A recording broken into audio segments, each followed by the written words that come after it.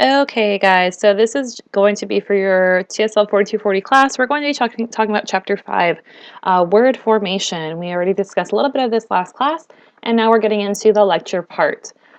This is also uploaded separately, so if you'd like to go through the PowerPoint on your own, that is totally fine with me. So here we go. We're going to be talking about how words are formed and where words come from.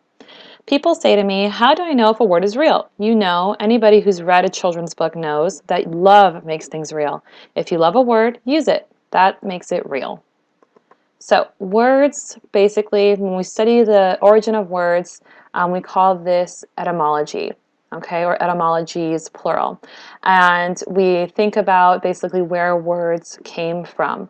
A lot of times words come from other languages, like our language. So how do words actually become words? Well, when we look in a dictionary, we can see the etymology of a word. We can see where it originated from, what its original meaning was, and its historic and present use, and compare the two. Oftentimes students might take, for example, a Latin class when they are in high school before taking the SAT, because we're taught, when you take the SAT before going to college, you want to break down a word in order to understand exactly what it means by focusing on the origin of the different parts of the word. So again, etymology is basically that kind of study. So when are new words added to a dictionary? Well, this article is basically talking about tweeting and how the word tweet actually was added. If you look at the article heading, it says F-bomb sexting, among 100 others. These are just some kind of words that were added to the dictionary actually recently, believe it or not. So tweet is in our dictionary, texting is in our dictionary, defriend, and just Google it if you don't believe me, which is also in the dictionary. So another example is aha moment. This is in the dictionary. It was something created in 1939, founded by Merriam-Webster. The aha moment is in the dictionary, and it's in the. It's actually part of psychology. It's defined by when we actually begin to realize something. That's just one other example. Selfie is another way that we have used, or another word, sorry, that we've introduced into the dictionary. A photograph that someone takes on their own. So is this a good selfie? I don't know. I don't really like the whole camera in there. I don't know about that one. I think this guy, he wins all selfies. How long does it actually take for a word to be accepted as a new word? Just because we're all saying this word right now doesn't mean that it will necessarily become accepted as part of our dictionary. And when we think about that, we also actually have to depend on what kind of dictionary this is being put in. There's different types of dictionaries. We have what's called the Oxford Dictionary Online. So they are usually pretty quick. They usually have a lot of their terms up to date, and it's mostly based on what is popular. As you can see here, ODO refers to the online dictionary, Oxford Dictionary Online. And it's more adaptable. It's quicker. It's pretty loose with whether or not a word can become part of the dictionary or not. And it focuses more on the current use of the language. Whereas the Oxford English Dictionary, which is usually that hardcover that you get in the classroom, it's slower to adapt the words, and it usually requires that a lot more of the population uses these terms. So, maybe something that we use in certain areas of Florida might be included in the online dictionary, and it's not something that's used all over the United States, whereas maybe something more predominantly used throughout the United States would be in the Oxford English Dictionary. Here's another word that is in the dictionary, unfortunately, twerk. Just some more examples for you. Here, though, we could probably find twerk in the Oxford Dictionary Online, but it's not found here in dictionary.com. It might be now. I have to check one more time. So, Oxford Dictionary Online does have this word, to twerk. Dance to popular music in a sexually provocative manner involving thrusting hip movements and a low squatting stance. So, there you go. Its origins, it says, is probably from the 1990s, probably an alteration of work, like work it, if you've ever heard that before. Okay, let's get back to it here. So we have to think about how words are formed.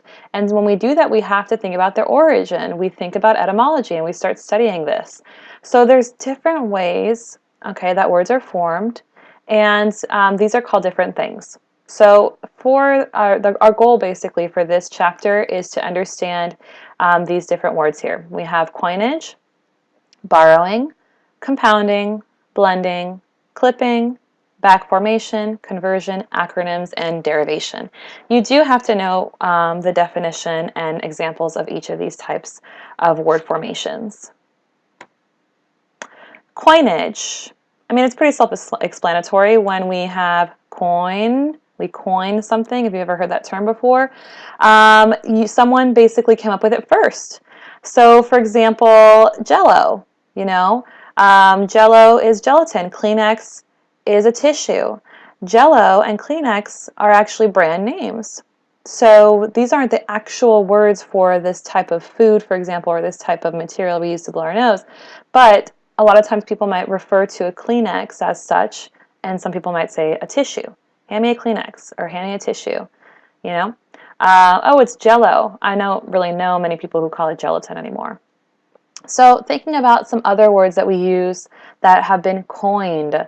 Okay, remember this means that it's not necessarily their original term that we use for this word, but now this is how it's referred to. We have aspirin, Vaseline, nylon, zipper, believe it or not, Tylenol, denim, denim was named after someone, Fahrenheit, Fahrenheit's named after someone, sandwich, volt, watt, Hoover, and jeans. Okay? So again, a coined word is something that originates, you know, maybe from someone's name or something that someone invented. So a little note here that you do have to pay attention to. Eponyms, like the words above, are new words based on names of people. They are coined words, but we call them eponyms. And they're names based on people. So a lot of these, like I said before, with Fahrenheit even, sandwich, named after the Earl of Sandwich, Volt, Watt, Hoover, and jeans, these were all named after people. This was their last name. So maybe I'll refer to it as a Hoover rather than a vacuum cleaner or such. Another example is Charles Boycott. This is actually kind of ironic. This guy, Mr. Boycott, he was the one being boycotted. So he wasn't the one saying, yes, let's boycott this. He was actually the person that they were trying to boycott. So that's kind of the origin of that word.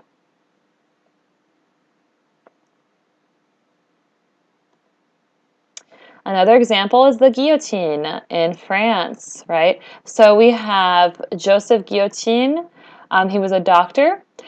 He didn't actually invent the blades. He was actually against it. He was totally against the death penalty, and he said, because you have to actually kill people, let's go ahead and make this quick and painless. So that's why we call this the guillotine now, named after him.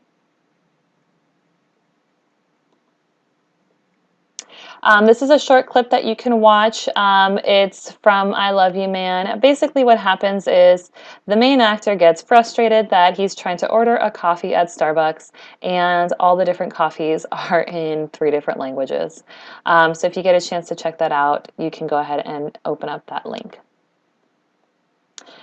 Okay, so we discussed coinage, and coinage again is when we use a term based on someone's name, like an eponym, which is based on someone's name, or we basically create the term based on something that that we've created, like aspirin. Borrowing is when we take words from one language and use it for another one. So here's a little example: à volonté, monsieur. We're talking about French language. There are many borrowed words. A lot of them, ironically, have to do with food. But, those are just some examples here. We have borrowing for French. The speaker might say, je déteste le stress. Or où est le whisky? right? They didn't change the words for stress or whiskey. They kept it the same as in English. A Portuguese speaker might say, and if I can even say this, onde está o mouse? I'm guessing that means mouse too. And an American might say, I love croissants, because croissants is French. Oh, you gotta be kidding me. Oh, here we go. Perfect. Sorry about that, guys. Okay, so now another example, we have the mocha. Mocha is not English. Cafe, latte, not English. Grande, not English, right? So these are all words that we borrowed from other languages. Sushi is not English. Chai is not English.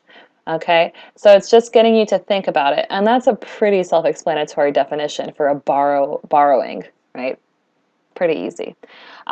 We've discussed the croissant before, or croissant. It literally comes from the word crescent, which is the shape of it. And borrowing, you know, we have, when it comes to brand names as well and objects, this is a couch or sofa. Sofa is not an English word, right? Ballet, ballet is not English. And we have yogurt. Yogurt is not an English word either. And you can look up the etymology of this word. Remember what the word etymology means? So some borrowed words, some more. We have rendezvous. We have RSVP. If you've ever heard of RSVP before, réservez s'il vous plaît, that's French. We have croissant, sofa, yogurt, caput, pronto, macho, kindergarten, algebra, bouquet, pas de deux. We have from English into other languages, weekend. I have no idea how to say that. Watcher, fan, email, hot dog is another one, hot dog, and from English into French. Now there's a special type of borrowing. So we have just the typical word stays exactly the same in both languages. There is a type of borrowing where we actually kind of change the word. This is called calque. So for example, skyscraper translates into gratte-ciel. Gratte literally means scrape. Ciel literally means sky. So they actually took this word, skyscraper, and translated it literally. That's what a calque is. Okay, they translate it literally. Hot dogs, for example, perros calientes. Hot, calientes, dogs, perros. So it's when we actually translate a word literally, basically, into another language, but keep it meaning the same thing. That's what calque is. Pretty simple. Compounding words. We know to compound something just from understanding what that word means is to kind of push it together. So compounding is combining two words to make one word, kind of like what we just saw before with skyscraper. We have bathtub, doormat, blacklist, low ball, fast food, easygoing. So sometimes it can be with two nouns, sometimes a noun and an adjective, or adjective noun, and sometimes with two adjectives. But basically it's usually with adjectives or nouns or both. So this is basically compounding. Pretty straightforward. Sometimes though, we might take a word and when we pull them together, we actually kind of shorten them. We take away from them. This is called blending. When you blend something, you're mixing it together. So that's how I can remember what blending means. I'm taking two words and mixing them. I'm not just connecting them or compounding them. I'm actually kind of breaking them apart. So for example, we have smoke and fog, which is smog. Breakfast and lunch, brunch. Spiced ham is spam. Jazz is, and exercise is jazzercise. I really doubt that a lot of you knew this third one here, spiced ham, spam, but definitely that exists. And I like Spanglish, comes from Spanish and English. I used to speak Franglish, French and English. Clipping is just the shortening of words. So before, not to confuse that with blending, blending is where we pull words together. Clipping is where we actually just take one word by itself from its origin and we just cut part of it off, okay? Literally to clip a word. Now, there are a couple that you might already be familiar with and others that you aren't. An ad, auto, deli, demo, condo, and lab. clipping, to basically cut the word shorter. There's a special kind of clipping, and you definitely need to know what this is. Hypocorisms are words shortened and finished with a Y sound.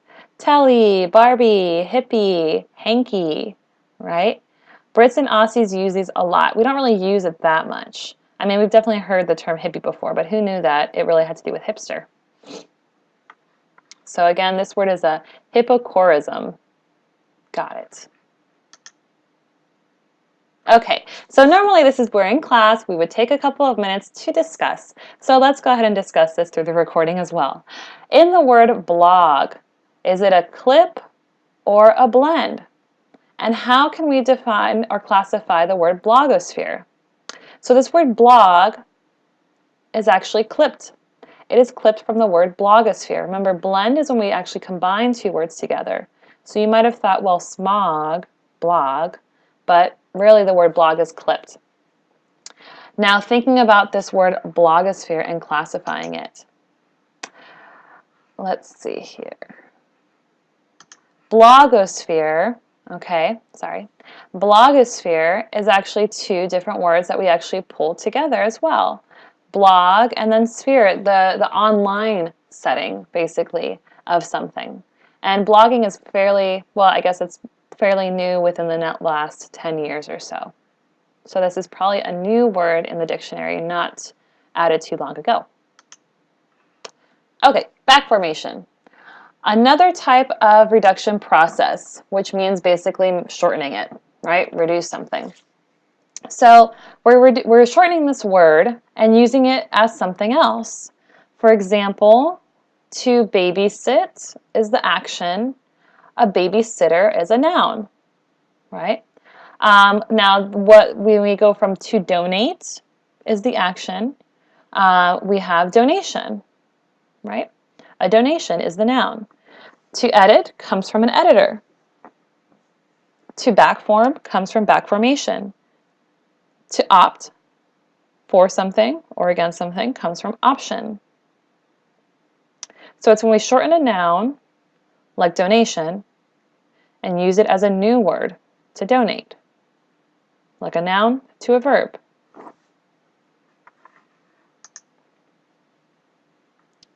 You can check this out on your own. They're talking a little bit about acronyms, and this is another type that we're going to get into, acronyms.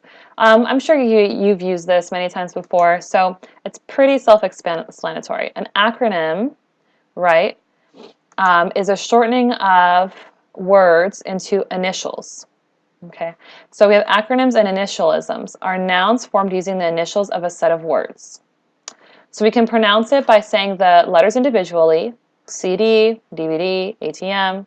Sometimes we pronounce it as a word, NATO, NASA, UNESCO, keeping everything uppercase. Sometimes these words actually even these acronyms become words. So I wonder if you knew that laser, radar, scuba, and zip are not actual, they become words now, but at one point they were actually acronyms. Okay, so thinking about this, do you know what laser, scuba, zip, and radar originally were? Let's check this out.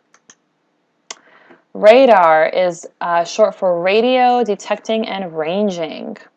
Scuba, self-contained underwater breathing apparatus. That's much easier to say than that whole, thing. Scuba's way better. Zip, zone improvement plan. CD, compact disc. DVD, digital video disc, and then digital versatile disc.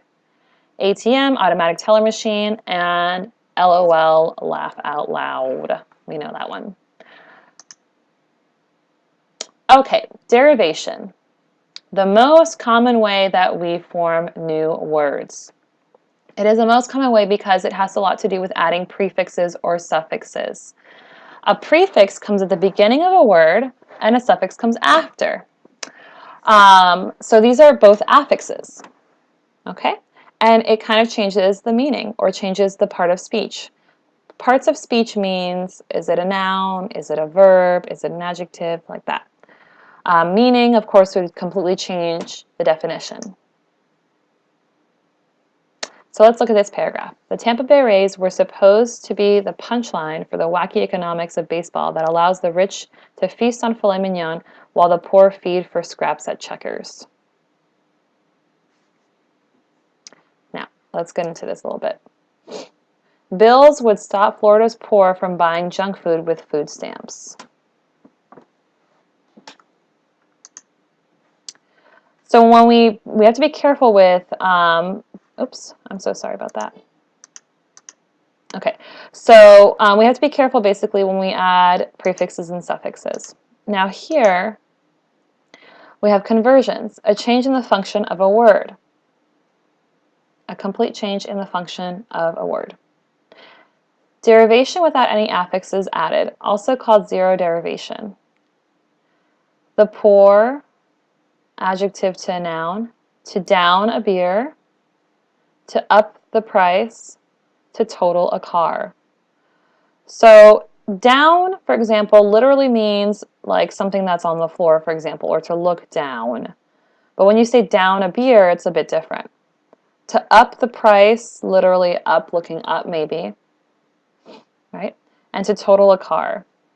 So we have adjective, noun, right? It might be an adjective like the total, the sum of something, and it becomes a verb, to total something, to wreck it. To up the price, it was a preposition, up is usually a preposition, and now it's become a verb, to make something more expensive, right? Or to up the price. To down a beer was a preposition, down is one, and now it's a verb, to down or to chug or to drink it quickly. And then poor, it was an adjective, something that might be poor versus rich, is now a noun. So these are just some examples. Conversion is when you change the function of a word. Functioning meaning changing its form of speech. Phrasal verbs is something we're going to be going over a lot, especially in the next lecture, and they can be a little bit confusing and scary, but I'll try to break it down for you here. So to print out, to take over, to suck up, to hand out, to give away, right? Versus a giveaway, a handout, a suck up, a takeover, a printout.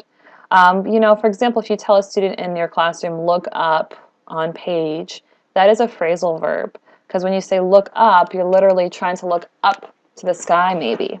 Whereas what we really mean is to look into the book. So why don't we say just look in the book? Well, phrasal verbs are part of our language, and it's how we communicate. So teaching students what these phrasal verbs are is very important when you're in the classroom. Oh, here, I'll go into a little bit more depth here. So for example, like to suck up to something, or to suck up to someone versus actually being something, or to suck up through a straw, right, is different. So it has different meanings. So again, a phrasal verb is a verb plus a preposition or an adverb that creates a meaning different from the original. So for example, I ran 2 miles yesterday. To run means to go faster. When we say I ran into my teacher over here, you did not literally run into them, you just met them, right? Okay. He ran away, meaning escaping, leaving home. So there's 3 different ways that this word run or ran is used. And these are different phrasal verbs. Onomatopoeia. Pretty self-explanatory.